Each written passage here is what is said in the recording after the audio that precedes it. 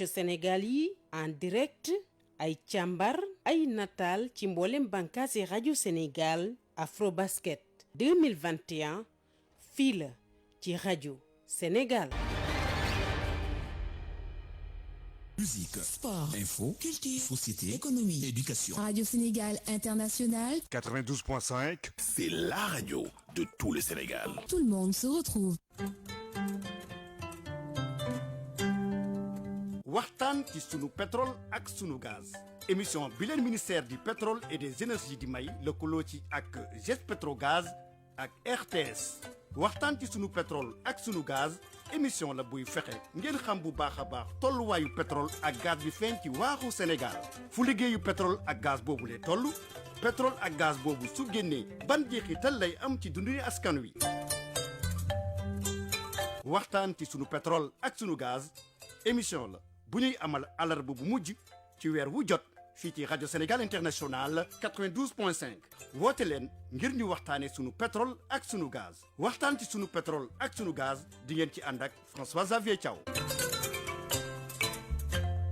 waxtaan si suñu pétrole ak suñu gaz di dalal àllarba ji ñaar fukki fan ak juróom ci weeru août Yahya Badiane di environnementaliste si direction hydrocarbures bu ministère bi yore wàllu pétrole ak énergie Sanu Dakono di juriste environnementaliste si direction de l'environnement ak établissement classé bu ministère bu environnement ñuy waxtaane exploitation pétrole ak gaz si biir géej gi danañuy fexe ba aar li di suñu alam bi fexe tamit ba wàññi lépp loo xam ne daal day gaañ environnement bi ngir bokk ci émission bi mën ngeen woote ci 33 849 12 45. salaamaaleykum mbokk yi ñu amaat mbégte dellu si fii ci studio rajo Sénégal International di leen dëgtalaat seen émission waxtaan ci sunu pétrole ak ci sunu gaz muy émission boo xam ne ministère du pétrole moo leen koy may ngir ubbi débat bi mën di waxtaan ak yéen ci lii di pétrole ak gaz bi nga xam ne gis nañ ko ci Sénégal loolu luñ ci jublu mooy fexe ba daal lépp li nga xam ne constitution bi moom la wax ñu def ko. ndax constitution bu 2016 moo wax ci article 25 ne ressources naturelles pétrole ak gaz ak yeneen ñu mel ni nga xam ne gis nañ ko ci Sénégal askan wi ñoo ko moom askan wi nag bu moomee benn mbir fokk ñu koy waxtaanee ak askan bi kon loolu moo tax a jóg bile émission nga xam ne dina ñëwaat fii ci rajo Sénégal International weer wu jot dina fi ñëw au moins benn yoon bi nag mooy ñeenteelu émission kon ñu koy amal bañ ko tàmbalee ak léegi ñu am mbégte bu baax a baax di ci dalal tam tey ñaari kàngam war a waxtaanee nag wàllu pétrole ak gaz bi nga xam ne dañ ko gis ci géej gi xam ngeen ne pétrole ak gaz bi ñu gis ci Sénégal pour le moment ci géej gi la nekk ñu ngi commencé liggéey ci projet yi ñu tuddee développement bu ci kanamee dinañ yegg ci wàllu exploitation bi naka lay demee kon loolu nag la ñu bëgg a waxtaanee nu ñuy exploiter pétrole ak ci gaz ak ci nu ñuy exploiter pétrole ak gaz ci géej ndax am na njeexital ci géej gi ak lépp li nga xam ne dafay dund ci géej gi loolu nag pour ñu leeral la ñu ci ñu ngi ànd tey ak Yahya Badiane nag ministère du pétrole ak des énergies la nekk ci fu ñu tuddee direction des hydrocarbures moom environnementaliste la maanaam xam-xamam dafa màcc jëm ci wàllu environnement nag mu ngi ko jàngee ci benn institut bu nekk université Cheikh Anta Diop de Dakar ñu tuddee ko institut des sciences de l'environnement am na fa benn DEA fu mu nekk nii doctorant la ndax mi ngi waaj thèse ci wàllu environnement te spécialité am ci wàllu géej en tout cas ressources halieutiques ci géej la féete am na yeneen formation yoo xam ne tamit def na ko ci wàllu environnement ca France ak ci yeneen dëkk mel ni Maroc wala Chine dañ koy dalal rek mu gën ñu xamale ak boppam Yahya Badiane ñu ngi lay nuyu di la gërëm di la sant ci wuyu si bi nga ñu wuyu si fii ci rajo Sénégal International waxtaan ci suñu pétrole ak suñu gaz. maa ngi lay fay François di la sant ci invitation bi bala may xuus rek danga may ma nuyoo nu seen auditeurs yi nga xam ni ñu ngi à travers le Sénégal di nuyu tamit sunu kilifa yi nga xamante ni ñoo ñu yebal fii di waa ministère du pétrole et de l'énergie des énergies jël nuyoo boobu di ko teg ci loxo madame Sophie Gladima ñi nga xamante ni mooy kilifa ga di am mbégte nag gu rëy ci teew fii ngir waxtaan ci naka la ñuy saytoo mbirum alam bi maanaam environnement ci exploitation pétrolière ak gazière. jërëjëf. di am yaakaar ne rek tey waxtaan bi ñu fi am dina amal njëriñ auditeurs yi. ba nga xamante ni lu bari leer ci seen bopp. waaw wax naa ne yow sa xamam dafa màcc jëm ci wàllu alam ci wàllu environnement jàngi nga université Cheikh Anta Diop de Dakar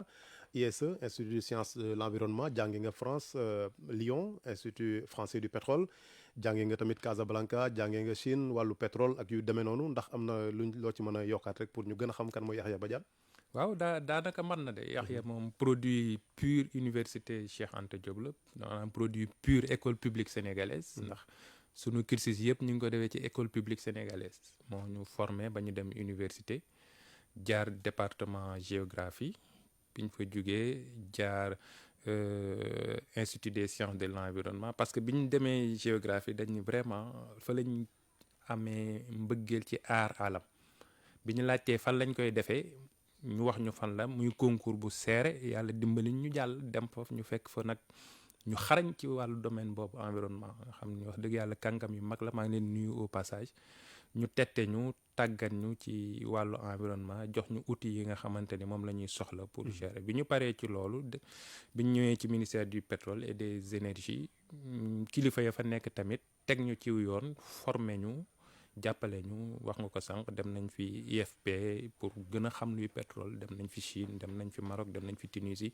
yooyu yëpp ngir gën a nàmm suñu xam-xam ngir dëppale ko lépp liggéey bi ñu soxla. jërëjëf monsieur Badiane kooku kon mooy suñu invité bu njëkk beneen invité bi nga xam ne dañ koy dalal tamit tey ci am ci mbégte bu baax a baax mooy Sanou Dakono nag juriste la maanaam xamam jàng màcc na ci droit ba pare mu nekk environnementaliste xamam tamit màcc ci wàllu environnement kon ci wàllu alam moom nag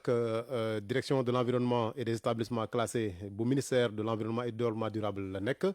moom nag lépp luy dossier pétrole ak gaz bu ñëwee ci ministère boobu moom moo ko yore Sanou ñu ngi lay gërëm di la sant di kontaan tamit ci wuyu si bi nga ñu wuyu si ndax mën nga am looy doole ci présentation bi. maa ngi lay sant di la fay François donc di rafetlu invitation bi nga ñu def et balaa ma ci xuus tamit di nuyu jël nuyoo yi jagle ko auditeurs yi ñuy déglu ak auditrices yi di nuyu tamit suñu kilifa yu ñu yabal fii nii parce que dañ fi ñëw ci yabali suñu kilifa. muy ministre de l'environnement Abdou Karim Sall ak tamit suñu directeur muy directeur de l'environnement monsieur Baba Dramé donc maa ngi koy jaar aussi di ko nuyu foofu. et puis wax ni effectivement Sanou Dakono produit école sénégalaise moom tamit parce que maa ngi jàngee Prytanée militaire de Saint-Louis foofu laa amee bac foofu laa def cursus 7 ans ma jógee fa après ñëw université de Dakar def droit mais bi may def droit yëpp aussi xamoon naa ni man sama bëgg-bëgg maa ngi ko orienté ci wàllum alam ci wàllum développement durable moo tax heureusement ci la amoon benn master 2 bu woon foofu muy environnement droit de l'environnement bi ma amee sama maîtrise en droit public ba pare ma spécialisé wu def droit de l'environnement ak professeur Ibrahima Ly moo xam ne mooy doyen bi ak ñoom Gaynde donc ma jógee fa ak am tuuti expérience soog a ñëw ministère de l'environnement d'abord comme juriste au niveau de la cellule affaires juridiques ma def fa 4 ans après jógee fa nag dem division étude d'impact environnemental et foofu noonu si la nekk chef bureau instruction des dossiers et rawatina aussi bi pétrole ak gaz bi tàmbalee ma gérer tout ce qui est instruction des dossiers pétroliers et gaziers depuis 2016. donc ci wàllu boobu laay ñëwee fii nii. voilà jërëjëf Sanou Dakono ma fàttali ne ñu ngi rajo Sénégal International 92.5 FM waaye mu ngi ñu tamit suivre ci page Facebook bu RSI ak chaîne YouTube tamit bu rajo Sénégal International wax naa ko sànq bi mooy suñu ñeenteelu émission bi mujjoo ñu ngi doon wax ci état des lieux des projets pétroliers maanaam fan la ñu toll tey jii ci liggéeyum pétrole bi ak gaz bi ci Sénégal tey nag dañ bëgg a wax ak yéen ci wàllu pétrole ak gaz ak géej ndax xam ngeen ne fu mu nekk nii projet yi ñu amagum ci Sénégal ci géej la nekk benn bi Sangomar la moo nekk fële booru Fatick booru Joal booru Île du Saloum noonu beneen projet bi moom la ñu tuddee GTA mooy bi nga xam ne moo nekk suñu diggante ak Mauritanie foofu gaz dañ fay liggéey ci ñaari projet yooyu yëpp nag liggéey bi tàmbali na gars yi ñu ngi liggéey ci terrain bi yeneen matériel ñu ngi koy liggéey ci yeneen i dëkk dina ñëw bu yàggul bu soobee yàlla ma fàttali leen tamit pétrole bu njëkk Sénégal buy génn 2023 lay doon kon sori na soriwul kon liggéey boobu nag lañ bëgg xool naka lañ koy defee ci biir géej gi ndax ku wax géej wax napp est-ce que liggéey boobu am na njeexital ci biir géej gi damay njëkk jox kàddu gi Yaxya Badiane mu nekk direction des hydrocarbures Yaxya Badiane pêcheurs yi dañ leen dégg lu bëri maanaam nappkat yi ñuy xaw a am ay inquiétudes maanaam ay jaaxle ci liggéey yi nga xam ne dañ ko amal ci géej gi pour génne pétrole bi ak gaz bi est-ce que liggéey pétrole ak gaz ci biir géej dafa am lu muy yàq ci napp est-ce que menace la ci napp. question bu am solo ndax li muy ñëw bari na wante balañ ci tontu rek da nga ubbee lu am solo nga ni sunu constitution moo ni lépp luy ressource naturelle askan wi ñoo ko moom ci article boobu di article 25 boo demee ba ci alinéa 2 bi moo wax ni bépp nit doomu Sénégal wala nit kuy dund Sénégal am nga àq ak yelleef pour am environnement bu baax te lay tax mu baax di ko ñoŋal état moo ko war a def état moo ko war a téye kon buñ jàllee ci constitution bi li mu wax foofu dañuy tontu ni géej activités yi ci am dafa bari transport mi ngi ci pêche mi ngi ci tourisme mi ngi ci loisir mi ngi ci plongée et cetera amul benn activité donte napp la goo nga xamante ni mënta yàq géej activité boo gis ñu koy def ci géej rek mën naa yàq géej kon dama lay wax wolof bu sori rek pour faire un clin d'œil à sama mbokk kajoor ñu ni màccinu dimb dina tax dimb wex loolu sunu mbokk kajoor yi danañ ko xam pour vous dire simplement pour wax la ni rek nii muy pétrole muy napp muy lépp loo nga xamante ni mën na am loolu moom dañ koy nangu wante yàlla dafa dogal ni ci pétrole pétrole ci géej yàgg na am réew yu bari ñu ngi koy doxal gis nañ ci réew yu bari yoo nga xamante ni pétrole bi ci géej yàq na seen géej gis réew yu bari yoo nga xamante ni ñi ngi def seen pétrole te yàqul seen géej da ko sax gën a dooleel napp ki kon ñun fi ñu amee pétrole am nañ ñaari choix jàng dañuy jàng yoon wi nga xamante ni ñi yor pétrole ci géej mu yàq ko nan lañ def pour ñu éviter pour ñu moytu yoon yooyu xool ñi nga xamante yor nañ pétrole ci géej nan lañ def pour seen géej ak seen pétrole ak seen napp ak yeneen activités yi mën a ànd ñu jàng ci lool kon su ma sukkandikoo ci loolu dama naan la pétrole jiix pétrole seet pétrole exploiter pétrole lépp mën na ànd ak pêche ak napp ak yeneen activités yu dul moom lépp mi ngi aaje ci doxalin wi yan matuwaay la ñuy jël ba mën koo def ba kenn du yàqal sa morom kon loolu laa lay tontu ci bu njëkk waaw Badiane nee na ñaari yoon moo am Dakunu am na yoon boo xam ne boo fa jaaree xëy na mun na yàq sa géej mun na yàq kon sa napp waaye am na yoon boo xam ne boo fa jaaree tamit xëy na du yàqu xëy na sax dina gën a ñoŋal li nga xam ne mooy wàllu napp bi defe naa Sénégal ñaareel yoon boobu la jël loo ñu mën a wax ci loolu. waaw dëgg la damay tontu directement ci laaj boobu noonu ne Sénégal dëgg la ñaareelu yoon bi la jël lu tax mu jël ñaareelu yoon bi mooy que ni ñun chance bi ñu am parce que ñu bëri ñu ngi koy laam-laamee man dama ne le fait que ñu yéex découvrir ressources yi chance la parce que dinañu am nañu temps jàng ci dëkk yu bëri parce que def nañu ay benchmarking lu ñu woowee tukki nemeeku xool dëkk yoo xamante ni ñu ngi exploiter pétrole et gaz yi xool dëkk yoo xamante ni seen exploitation demeewul noonu ñu jàng ci ñoom yan erreur lañ def ak ñoo xam seen exploitation ñoŋ na loolu mooy lu mel ni ay Angleterre lu mel ni ay Ghana dem nañ fa ba xool ñoom nan lañ tëralee techniquement gestion bi nan aussi la ñu sàmmee ci ay textes ak ay suivi matuwaay yoo xamante ni pour suivi projet yi doon la pour que affaire yi mën a ñoŋ et puis activités yi yëpp mën a déroulé wu ci géej bi sans que mu am ay conséquences yu metti loolu nag moo tax lu njëkk lu ñu def mooy lu ñu naan étude d'impact environnemental loolu code de l'environnement bu 2001 balaa sax ñoo wax exploration exploitation daf ko njëkk a consacré article L48 dafa ne projet bépp bu ñuy tëral fii Sénégal bu fekkee ne dafa nar a am ay jeexital balaa ñuy joxe autorisation dañuy def lu ñu woowee étude d'impact environnemental et social donc mu nekk benn étude technique bu sérieuse bu xóot boo xamante ni dafa lalu ci ay données scientifiques ba pare aussi lu ci gën a am solo mooy que ni dafa jël les populations def leen ci processus de validation parce que dafay intervenir loo ñaari niveau de validation bu njëkk bi mooy comme nga jël tey bu ñu jëlee projet BP GTA nga xamante ni Saint-Louis la amee. donc foofu population yoo xamante ni tey bu naree am impact ñoom lay njëkk a laal ñoom dafa am benn fu ñu leen jagle lu ñu woowee audience publique te boobu ñu ngi ko def depuis 2018 balaa ñu joxe autorisation d'exploitation. foofu la population yi ñëw di seen soxla wax ni kat ñun ñi projet bii nii lii leen ciy ragal lii leen ciy xaar ci wàllum liggéey wala li leen ci xaar ci wàllum koom-koom. et foofu noonu ñu tënkee waxtaan bi ak opérateur pétrolier yi ba tënk ay mesures ñëw lal ko ci lu ñu woowee plan de gestion environnementale et sociale. waaw d'accord dinañ ñëwaat ci étude d'impact environnemental bi ci yeneen ci kanam tuuti mais dama bëggoon rek ñu tàmbali wax affaire yi benn par benn xam nga monsieur Badiane mi ngi ne yoon yi ñaar la mais Sénégal ñaareelu yoon bi la jël bëgg nañ exploiter te du yàq dara suñu géej.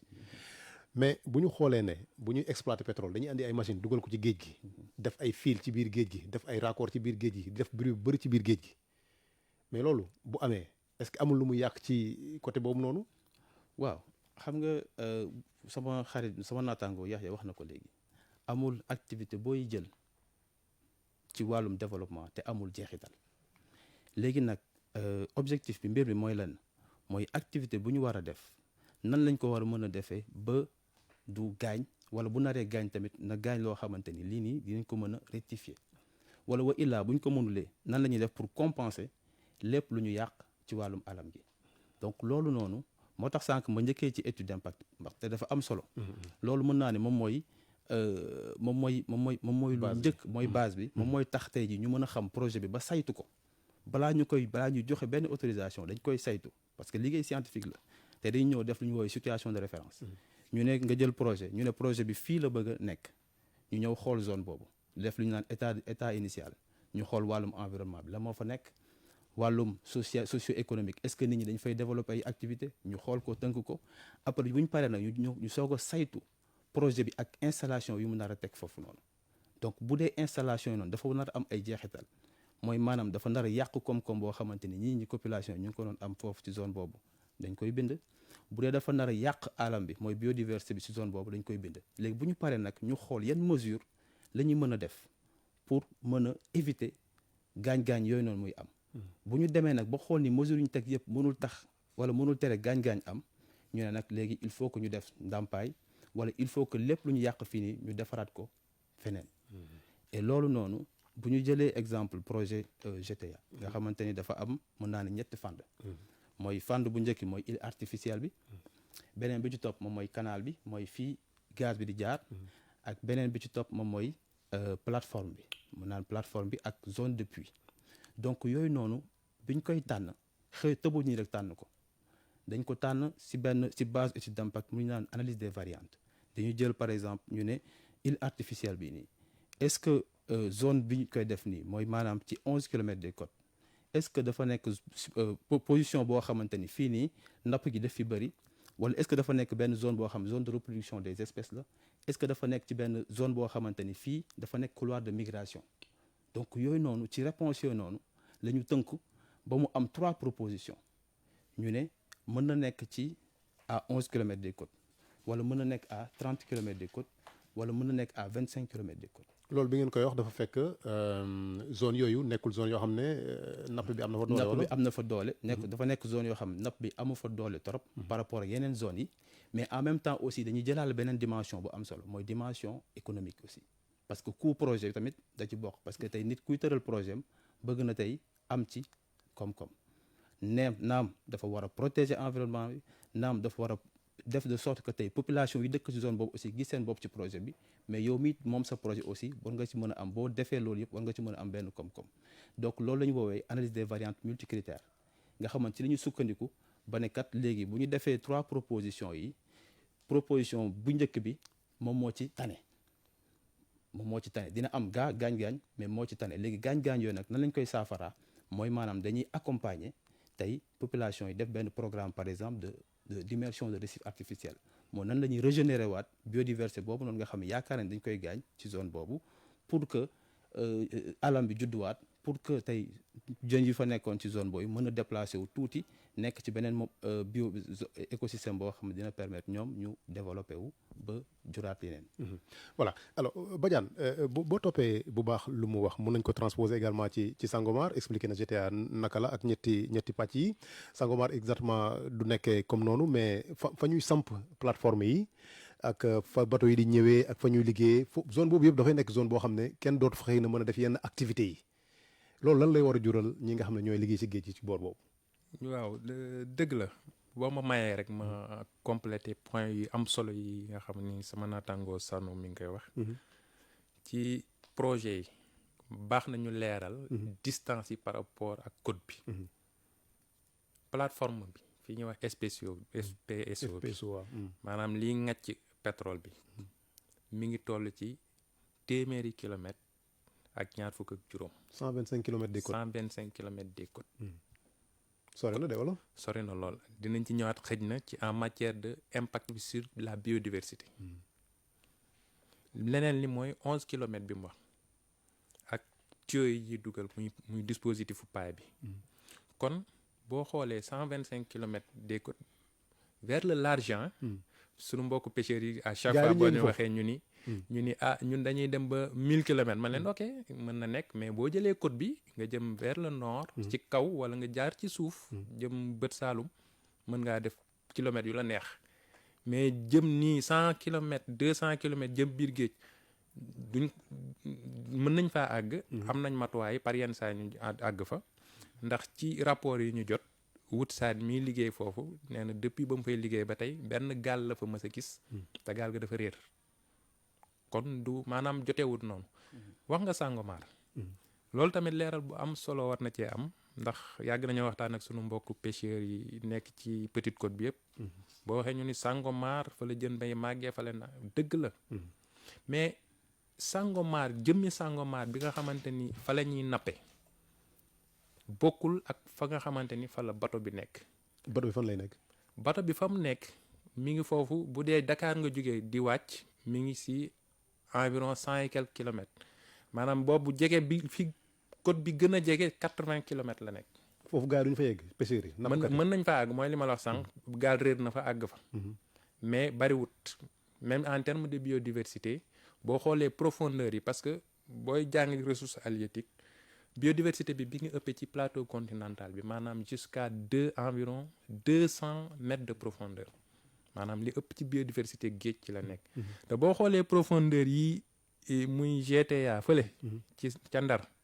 profondeur plan d'eau bi waxuma la li ñuy gas pour jot pétrole bi mi ngi on est à plus de disons 2800 mètres. profondeur mooy lan boo jógee ci côte bi xóotaay géej gi wala déedéet maanaam boo jógee ci côte bi ci waax yi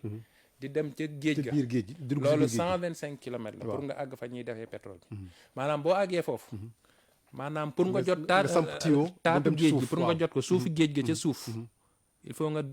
presque 3 kilomètres maanaam boo doon nuuru da ngay nuuru ba 2800 mètres kon xam nga loolu en terme de biodiversité xam naa mën nañ cee yaatal ndax xam nañ ko bu baax xam nañ la fa nekk mais booy xool plateau yi généralement moo tax zone de pêche yi du fa demee noonu léegi bu dee Sangomar tur bi projet bu nekk day am tur par exemple projet bi nekk Ndar dañ koo tuddee GTA Grand Tortue Ahmeyim fii dañ koo tuddee Sangomar zone bi la en réalité zone bi dañ koo tuddee Sangomar projet Sangomar ak zone Sangomar bokkul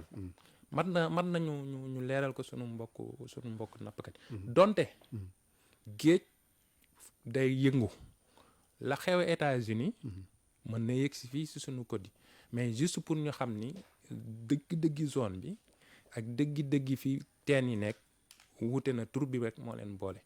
léegi ci pour ñëwaat nag ci impact yi ak jeexital yi nga xam ni war na faa mën a am loolu jeexital yi fa mën a am mën naa bari comme mën naa néew bariwaay bi ci càggante ci lay aaju ñàkk bariwaay gi tamit ci farlu lay aaju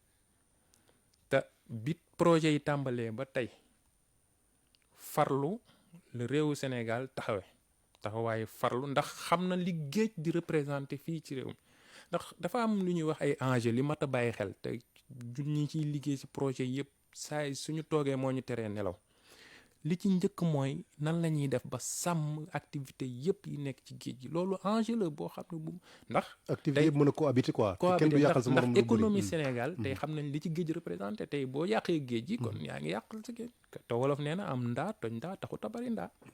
donc loolu lu ñuy bàyyi xel la leneen li ñuy bàyyi xel mooy ni nga ko waxee sànq mooy jokkalante bi ci wàllu nit ak nit ndax activités yi bari na ku ci nekk da ngay am ni ñu ko waxee bëñ ak làmmiñ ñoo dëkk mën nañoo gaañante mais li ëpp solo mooy naka la ñuy def toog ci waxtaan wi ci ay gëstu ci waxtaan ndax waxtaan dafa am solo si connaissance moo tax léegi en matière de gestion environnementale nit ñi dañoo dépassé taxaw rek ni environnement bi dañ koy sàmm ba bàyyi yeneen yi des wala économie rek la ñuy doxal bàyyi wala social déedéet dañoo toll ci approche boo xam ni bu ñuy wax développement durable nga xam ni lépp li ñuy dox mooy fexe lëkkale mbiru sàmm alam continuer di dund ni ñu daan dundee pour am développement mais également sóor àqi doomu aadama yi ci fi donc foofu lañ toll ci wàllu gestion environnement te loolu lañ transposé aussi ci gestion exploitation pétrolière bi ak gazière bi. waaw d'accord kon bu ñu dégloo bu baax Badiane Sénégal xëy na yéen ak compagnie yi yéen a ngi jël matuwaay yëpp pour daal minimiser wàññi bu baax a baax li nga xam ne xëy na exploitation bi mën na ko yàq ci lii di napp ji mais bu ñu waxantee dëgg quand même boo andee plateforme pétrolière nga teg ko ci géej en plus du fait que espace boobu xëy na comme ni ngeen ko tuddee périmètre de sécurité day am nga xam ne kenn du ñëw ci boor yooyu loolu te xëy na am na lu muy wàññi ci wàllu pêcheurs yi mais bateau yooyu am na affaire yoo xam ne dañ koy génnee muy ay wàllu déchet wala wàllu en tout cas ay produits yoo xam ne xëy na bu yàggee aussi di toog ci biir géej gi mun na law ba am fu mu yegg voilà. waaw dëgg la moo tax rek ma lay wax ni yooyu noonu dañ ko jàngat ndax activité bi balaa ñu koy tëral matuwaay installation yëpp muy FPSO bi muy zone de puits yëpp la ñuy xam ba pare buñ ko xamee ñu xayma maintenant en termes de rejet nga jël tey FPSO bi. mooy bateau boo xamante ni moom mooy. manque pétrole bi ci suuf si waaw. bateau boobu buy fonctionner. effectivement comme industrie. waaw donc xam nga bateau boobu dafa am essence wala dafa am gasoil. am na ay rejet dafay waaw day am rejet. day am lu muy génnee mu koy sotti ci géej gi. voilà war na am ay rejet. waaw te dafay yàgg xam nga loolu. war na am ay rejet. mais rejet yooyu noonu. dañ ko encadrer du ñu tëb nii rek rejeter directement. tey nga jël lu ñu naan rejet atmosphérique. ndax dafa am foofu sax dafa laa waroon tàmbale. dafa am ay normes yoo xamante ni moom la ñuy imposer tey fonctionnement bateau yooyu noonu. pour mën a gérer seen rejet de sorte que tey rejet bu ñuy rejeter mu nekk rejet boo xamante ni au niveau international dafay dëppoo ak standard yi. lan mooy standard yi. xam nga tey nga jël convention d'Abidjan dafa am benn protocole bu ñu woowee protocole additionnel à la convention d'Abidjan buy réglementer tey tout ce qui est gestion des rejets. donc bépp rejet buy jóge ci activité bi muy nekk exploration wala exploitation donc gestion déblais de forage ak eau de production yi daf ko réglementer ne par exemple tey jii ni booy gas teen donc forcément dina am lu ñu woowee ay déchets donc déblais de forage yooyu noonu kenn amul sañ-sañ kenn amul droit boo ko gasee ba pare rejeter ko en mer. nu ñu koy def loolu. ñaari option moo am te jamono ji sax pétrolier yëpp dañ leen tënk ci benn option moom mooy que ni déblais de forage bu ñu ko gasee ba dajale ko dañ ko war a acheminer à terre parce que am na ay unités yoo xamante ni ñoom la ñu agréé loolu moom ñoom la ministère environnement agréé pour ñu mën a jël déchets yooyu noonu traité ko ba mu dëppoo ak standard yi tey lu ñu naan le principe de l'interdiction des rejets. donc mais loolu ci lu ñuy gas la. voilà loolu bu ñuy gas la. léegi moo ñëw ci beneen buy tàkk bateau bi dafa am gasoil wala essence xaw ma lan lay tàkkee. léegi moo ñëwaat ci huile yi suyante ak yu demee noonu. waaw xam nga tey moo tax ma la su mooy rejet. dafay tënk yëpp. ndax dafa am rejet mooy déblais de forage mu am rejet d'eau. parce que tey même bateau boobu buy fonctionner. dafay génne lu ñu naan eau de production. donc eau de production dafay nekk eau boo xamante ni mën na charger en produits chimiques. et tamit dafay tàng. donc eau boobu noonu dañ koy réglementer tey waroo ñëw rek sànni ko dañu ne la balaa nga koy rejeter pour nga mën a dëppoo ak standard yi da nga ko war a defal conduite boo xam day dem à 100 mètres de profondeur balaa nga koy mën a tas comme ça du am benn gaañ-gaañ ci alam bi. beneen bi ci topp ci en terme de rejet mooy rejet atmosphérique xam nga tey boobu dañ ko encadré ci ñaari mbir bu njëkk bi moom mooy toujours convention d'Abidjan bi. tey dafa ne lépp lu war a mën a jur ay rejet muy maanaam torchage de gaz ndax xam nga tey FPSO yi noonu bu ñu fonctionner am na ay moment yoo xam mën nañu def lu ñu naan torchage de gaz mooy maanaam dañuy taal gaz bi waaw dañuy wàññi pression puits donc di taal gaz bi waaw. loolu ñu ne torchage de routine dañ koy tere benn bateau amul sañ-sañ tey def torchage gaz bi bu ëppee dañ koy jéem a xool nuñ koy torchage lan la yàq ci géej. nuñ koy utiliser torchage mën naa ne en terme d'impact mënuñu indi impact directement ci géej bi mais dafay am impact au niveau atmosphérique mooy sur les changements climatiques moo tax sax justement beneen cadre bu réglementé rejet atmosphérique yi moom mooy le comment ça s'appelle encore moom mooy convention cadre des Nations Unies sur les changements climatiques ak l'accord de Paris bi nga xam ne Sénégal da ko ratifié Sénégal dafa jël engagement ne moom fii ak 2050 dina wàññi bu baax ay rejet yu mu doon def mooy maanaam ci wàllum industrie maanaam ci wàllum transport ci wàllum produit courant ba ci wàllum pétrole donc loolu aussi moom moo tax ñu tënk tey jii nii rejet yoo xamante ni war na mën a jóge ci plateforme yooyu noonu à des niveaux yoo xamante ni acceptable na du gaañ trop te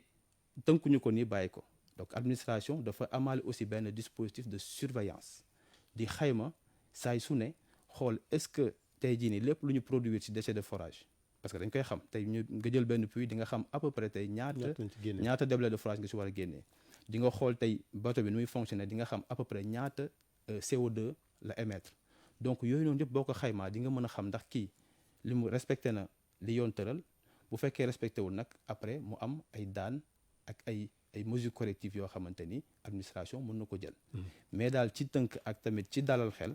yooyu noonu yëpp dañ ko jël en charge te dafa am ay standards yoo xamante ni dëppoo naag yi gën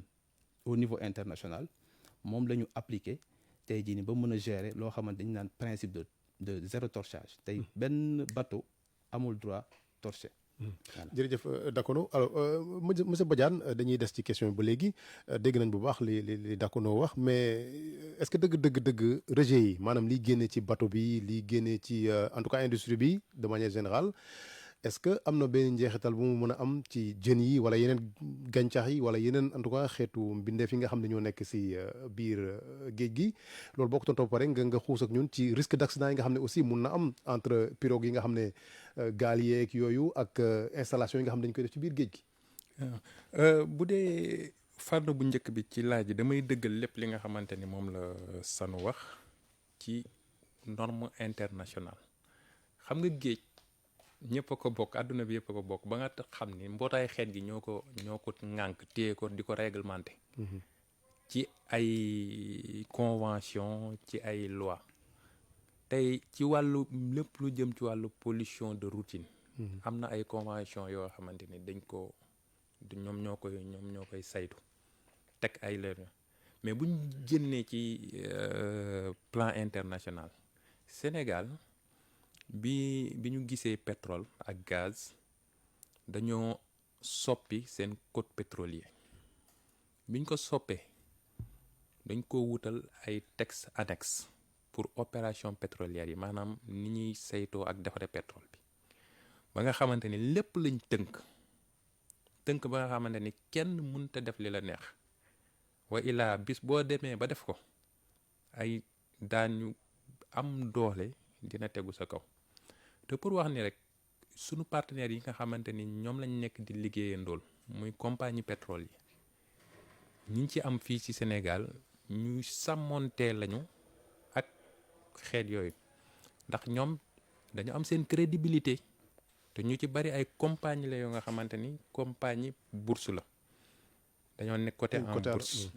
ba nga xam ne bu ñu defee benn erreur ci yu demee noonu rek mën na leen yàqal lu bëri mën nañoo dem sax ba entreprise bi tëj kon ñoom it ñun am nañ lu ñuy sàmm wante ñoom it am nañ lu ñuy sàmm moo tax ñu ànd liggéey bi di ko def quant à li nga xamante ni nag moom mooy risque d'accident moom dafay am bis bu ne ci transport ci aviation ci exploitation mais ngir éviter loolu sànq sanu junj na ko tey amul benn source d'impact wala benn risque boo xamante ni identifié wuñ ko ci projet yi yëpp bi gën a tuuti ba ci bi gën a mag ci loolu ay dispositions yu bari teg nañ leen pour loolu bañ a am. yan disposition la ci côté boobu. maanaam wax nga fi sànq zone d'exclusion par exemple zone d'exclusion bi lan la mooy ci plateforme yi wala installation yi dañuy def 500 mètres ci côté bu nekk de rayon boo nga xamante ni kenn war a fa agsi loolu benn la ci disposition boo fa agsiwul doo mbëkkanteeg gaal mais muy benn ñaareel bi mooy ci installation yi jëmmi SPSO yeeg jëmm yeneen installation yi ci li jëm ci wàllu bateau dañ leen a exiger ñu nekk double coque ñaari bateau yi benn coque la ñuy doon mais dañ leen exiger ñu doon double coque te nga xam ne tey sax bu dara ñëwoon mbëkk ko. double coque mooy kii bi quoi. kees ñaari kees lay doon bu ko dara mbëkkee. mën naa bañ a àgg sax ca fa pétrole ba nekk. kon loolu tamit muy ñaareel. ñetteel bi mooy politique de communication boo xamante ni sunu partenaires yi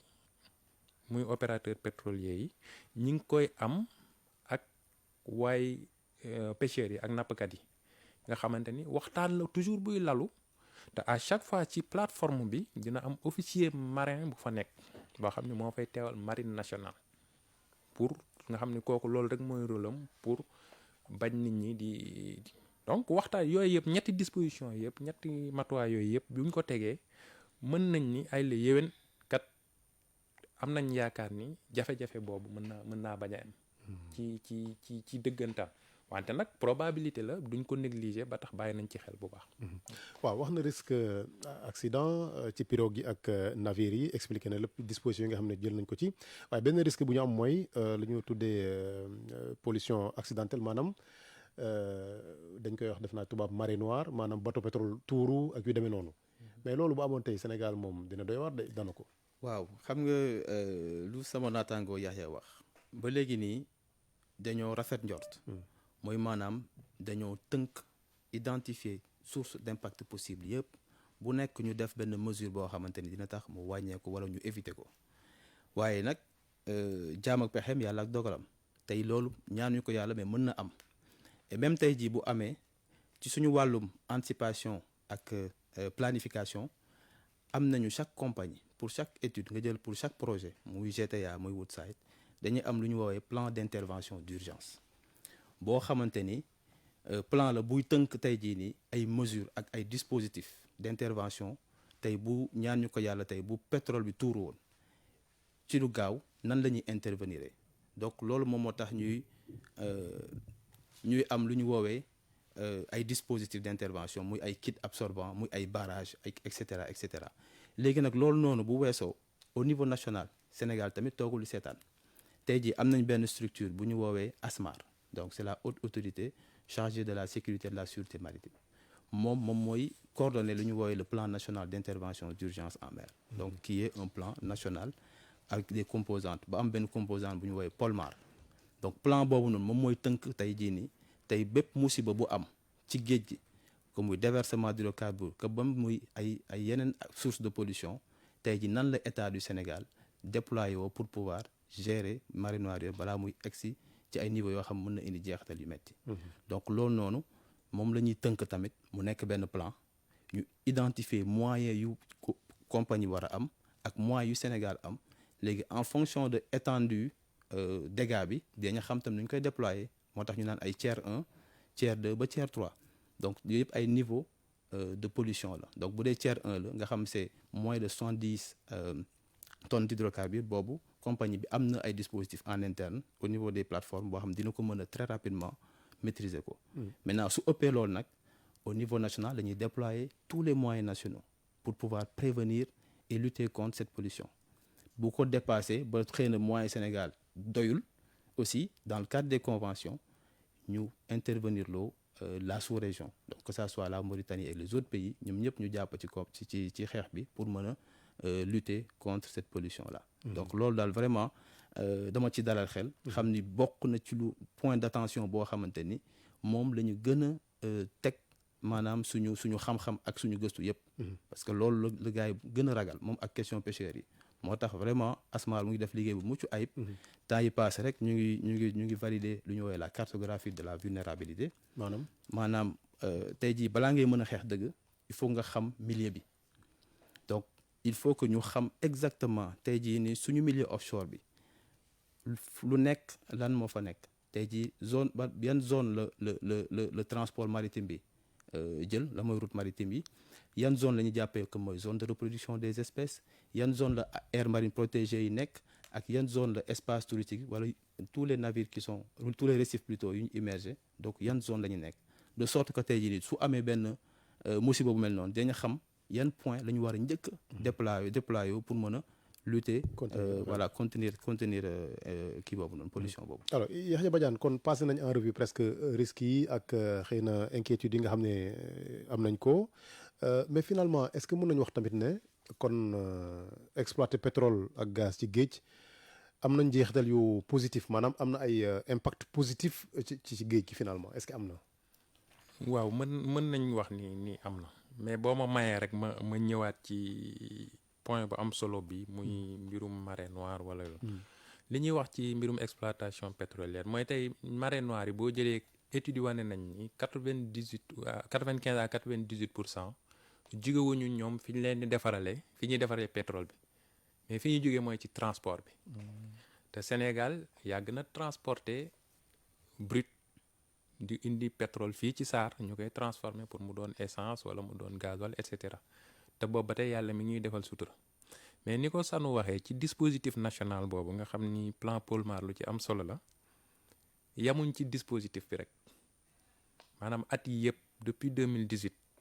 chaque année dinañ def exercice grandeur nature wane ni nangami pétrole tuuru na ci géej gi. simulation la quoi. simulation. ñu alerter administration yëpp à travers le conseil national de coordination ASMAT jiite ko mu doon nga xam ne dañuy ñëw bu ñu ñëwee te dañ lay bett ñu ci bokk ñëpp dañ lay bett tey de dangam am na nga jug. ci nekk ñu mu mel ni yow boo nekkee ci exercice. day mel ni situation réelle ba parfois da ngay paniquer sax. saa yi suñ génnee ci exercice boobu dinañ xam suñuy manqué ak suñu doole. kon bu yëf ki amoon dëggantaan suñu doole ñu gën koo dëgëral. suñuy manqué ñu xool nan lañ koy wàññee lu am solo mi ngi noonu. bu ñu jëlee projet Sangomar semaine bee passé rek lañ def exercice boo xamante ni seen PU yi parce que ku ci nekk da ngay am PU plan d'opération interne tey bu accident amoon te li ma gën a neex ci loolu mooy autorités yi dañuy wax ni bu ñu xaar ba àgg tiers 3 pour déclencher. parce que il faut nga mooy lan mooy situation bu gën a gaaw 700 tonnes de kii déversé wu. autorité dañ bu leen xaar ba 700 tonnes d'hydrocarbures waaw si nga xam ne si la ñuy déclenché pour maanaam bu 80 litres boo xoolee tey 80 litres de mazout wala lara bu daanoo ci géej gi l'opérateur est tenu pour mu def rapport signalé ko kon pour wax la ni rek état bi mi ngi veillé ci lool mi ngi ciy xool bu baax a baax leneen li ñu mën a wax mooy ci yi am njëriñ nga xamante ni jeexital yu baax yi exploitation bi mën a am na bu baax te scientifiquement c'est prouvé tey bari na études yu wane ni installation pétrolière yi tey genre récif artificiel la. récif mooy fii mooy maanaam jën yi tey jën ni ko yàlla bindee ak yeneen kii yi moom seen reproduction gaaw na tant que ñu ngi reproduire am problème léegi li gën a dangereux mooy bu ñu amul fu ñu nekk seen habitat te malheureusement habitat yi ñoo yàqu ci ni ñuy nappee wala ci xeet yeneen ak yeneen kon ay récif artificiel bu ñuy dooleel géej gi pour indiwaat jën yooyu dañ fay dugal lu mel ni ay ndaa lu mel ni ay oto yu yàqu ay bateau yu yàqu pour jën bi mën a ñëw di fa làqatu pour mën fa reproduire boo jëlee tey question yooyu ñiy teg nga xam naa di ñu may ñu ñëw ci ndax lu am solo la xam naa suñu mbokk ndar yi ñu ngi ñuy dégg parce que dañu ciy interpellé question yooyu tey 21 question la yoo nga xamante ni dañ koy teg yoo xam ni béton la jën yi dañ fay ñëw genre kon refuge lay doon fu jën bi mën a làqatoo mën a noppalu foofu mën a par effet dañuy wax de recrutement ou de spill over mën a repeupler waat kon yooyu mën nañ jàpp mais loolu lu ñu ko mën a expliquer parce que installation yooyu noonu foofu dafay bëri ci biir géej gi xëy na dafay am leneen lu bokkul si géej gi ñu def ko si géej gi est-ce que loolu du dawloo jën yi daf leen di attirer wala daf naka la waaw bu dee jëmmi installation parce que bruit jën bëggul bruit mais jën dafa bëgg lumière maanaam guddi ci jooytu yi ñuy nappkat yi di jooy sax dañ ni bu guddee kon bu ngeen taalee seen lampe yi jën bi day daw làqatu foofu te da ngeen wax ni bu fa kenn ñëw kon lumière bi day attirer mais loolu lépp pour wax la ni maanaam c'est des espèces bien spécifiques mën ñoo fay ñëw di làqatu yoo nga xamante ni dinañ tolérer bruit bi nga xamante ni dina fa am te ci biir mesures yooyu ma la doon wax sànq que ni ay mesures d'atténuation dañ ko indi ci bruit bi ba nga xam ni machine yi gën a bu ñu amee ñetti machine dañuy xool machine bi nga xamante ni moo ci gën a néew bruit ñu exiger ko wut ko bu dee lumière buy yàq dañuy xool lumière bi nga xamante ne donc yooyu yëpp ay dispositifs la yoo nga xamante ni dina mën a tey permettre jën ñi tey am ay refuge au niveau de plateforme d'ailleurs pêcheurs yi wax nañ ko ndax nee nañ ñoom feneen fi ñuy dem di napp jën bi mi ngi ci plateforme pétrolière yi kon loolu moom effet bu positif la beneen effet bu positif ci wàllu social parce que dañuy wax enjeux environnementaux et sociaux tey boo jëlee question yi nga xamante ni ñu ngi ko doon def te loolu tey sénégalais bu nekk war na ci am mbég ndax fierté ndax loolu c'est un projet titanique boo xamante ni amul Afrique néew na sax fu mu am ci àdduna bi 30 questions yoo nga xamante 21 questions yoo xam dinañ am 30 mètres de hauteur nga def ko pour def ko brise-lames loolu lu am solo la te technologiquement sénégalais bu nekk war nañu fa te à presque 100% sénégalais yi ñoom ñoo ko liggéey fii ci port bi donc loolu plus de 1000 emplois yoo nga xamante ni général ko no yoo xamante ni pétrole génnagul dara génnagul beneen kiiwu social bi mooy bienfaits sociaux yi mooy compagnie pétrolière yi dañu am ay obligations contractuelles d'investissement social nga xamante ni war nañoo def fa ñuy yëngatu ñu fay def seenu ñaq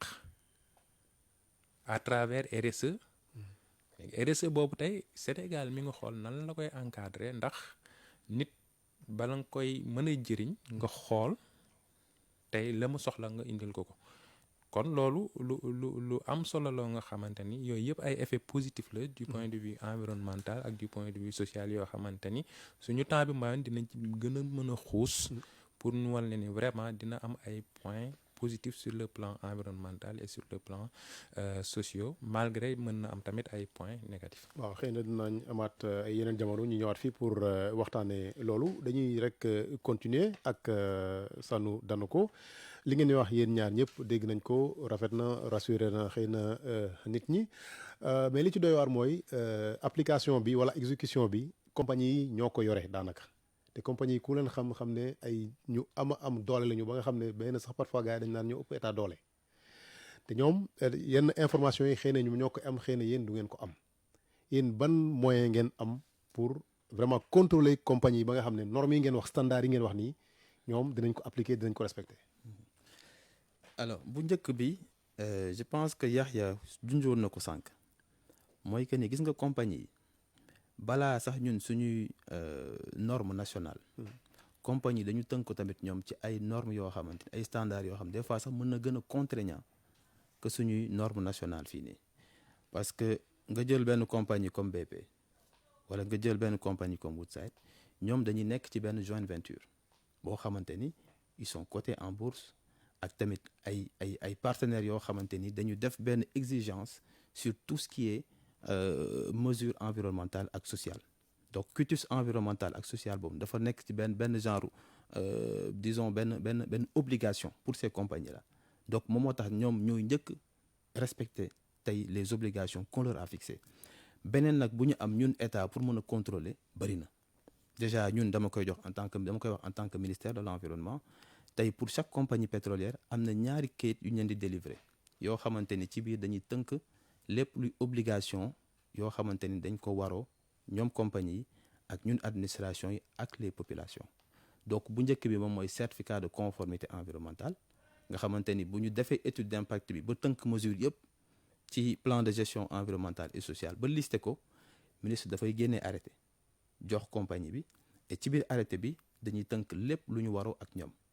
bu ñu passé loolu ñu demaat ci beneen fànn bi moom mooy xam nga activité pétrolière bu ñu jëlee toujours ci code de l'environnement dafa nekk une installation de première classe donc ci wàllu boobu aussi dafay am une autorisation d'exploiter avec les différentes prescriptions yu nekkaale ci biir ñu tënk ko joxaale ko compagnie pétrolière yi loolu dafay nekk yëpp bloc boobu dafay bokk ci autorisation administrative yi entre autres yoo xamante ni dañu waroo ak ñun pour mën a exploiter comme il le faut tey jii ni lépp loo xamante ni nekk na manquement ñu constaté ko tey dina am ay mesures ak ay daan yoo xamante ni loi bi prévoir na ko te dañ koy jël moom moo tax ñuy def lu ñu woowee le suivi environnemental parce que day baax nga tënk mesure day baax nga ni mesures yi lañ war a def ak kañ lañ ko war a def mais tamit dafay baax derrière yow administration nga am jumtukaay yëpp ba pare chaque instant ngay dem di saytu li def exercice yi Yaxya wax léegi nii pour anticiper mais en même temps tamit di dem sur le terrain dem au niveau des plateformes pour xool tey jii nii wàllum rejet yi est-ce que dëppoo na ak normes yu ñu tënk tey wàllum rejet d'eau usée yi tamit est-ce que dëppoo na ak li ñu tënk et loolu moom moo tax daanaka ko nga may ñutu dafa mel ne dafa am ku nekk si ligne bi bëggoon xëy na am laaj bu muy laaj salaamaaleykum. maaleykum salaam François. oui kooku. bonsoir c'est Samba Balde depuis Kolda. Balde ça va na nga def. ana waa Kolda. ça va ñu ngi fi. yow li ñu des ci temps moom bëriwul xam naa ne moom da ngay gaaw rek waaw. dama woote woon pour nuyu émission bi nuyu gars yi. ok. waaw franchement nii moom émission bi dafa am solo trop parce que day rassurer population bi. jërëjëf. waaw jaajëfal invité yi ak lay jaajëfal franchement. jërëjëf. jërëjëf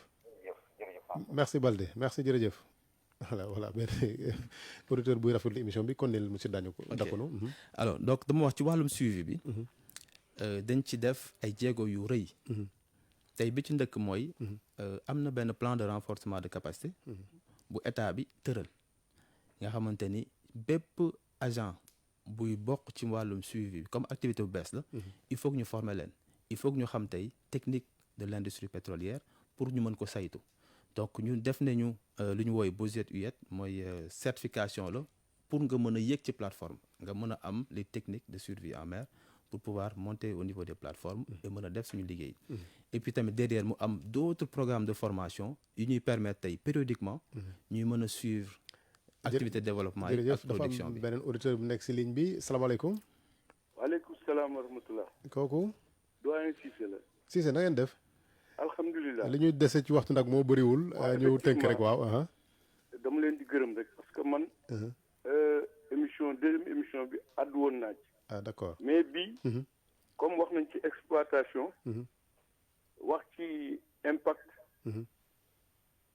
wax ci sensibilisation. c'est-à-dire sensibilisation bi nañ ci gën a àddu. nañ ko gën a ñoŋal. parce que loolu dafa nekk loo xam ne lii. alors nit ñi toujours dafay am lu leen di appeler daal mais toujours rek nañuy sensibiliser. voilà di wax nit ñi comme ça vraiment dina gën a baax. jërëjëf incha allahu rabbi. jërëjëf Cissé merci beaucoup. alors Badiane def naa 3 minutes moo ñu dese kon dañuy daanaka tëj ak yow ci même question bi rek ñu ñëwaat ci yéen yan moyen ngeen am pour contrôler xëy na compagnie yi pour voilà ñu appliquer normes yi ak standards yi nga xam ne moom la ñu tëral. xam nga loolu nga wax noonu problème souveraineté la de l'état am ab état moom bis bu lijjantee ba mënta contrôler ñi muy jëflanteel doonatu ko te wax dëgg yàlla li ñu gis ci Sénégal dal na xel Sénégal état la boo xamante ni état bu am doole la état bu fort la ci noonu damay yokk ni rek ni contrat moo ko lié ak compagnie yi te boo gisee yeneen réew yi seen problème bi ñu am mooy dañoo def type de contrat boo nga xamante ni état du ci am droit de regard mais fii ci biir jointure bi maanaam ci opérateurs yi dafa am société sénégalaise bu ci nekk muy Petrosen opérateur la au même titre que compagnie yi donc Petrosen du def loo nga xamante ni si tey dégg nga maam dafay nasaxal doole réew mi wala mu yàq loolu moyen de contrôle la beneen moyen de contrôle bi mooy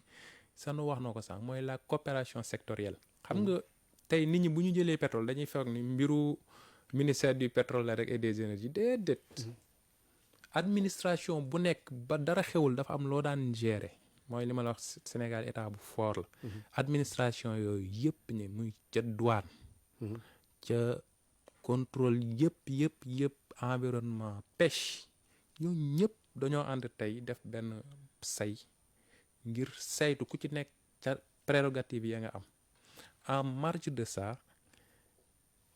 nguur gi teg na tey benn plateforme de discussion et de collaboration intersectorielle ñu koy wax groupe de travail interministériel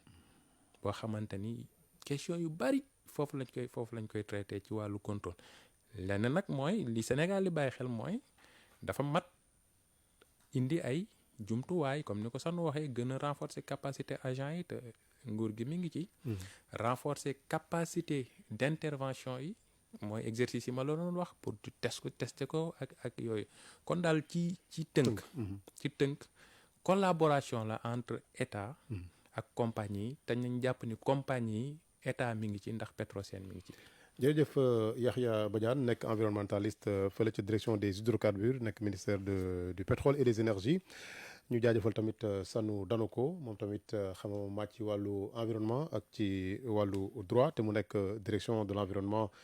et des établissements classés mu nekk ci ministère de l'environnement et du développement durable ñoom ñoo nekkoon gan tey ci sunu émission waxtaan ci sunu pétrole ak ci sunu gaz fii ci rajo Sénégal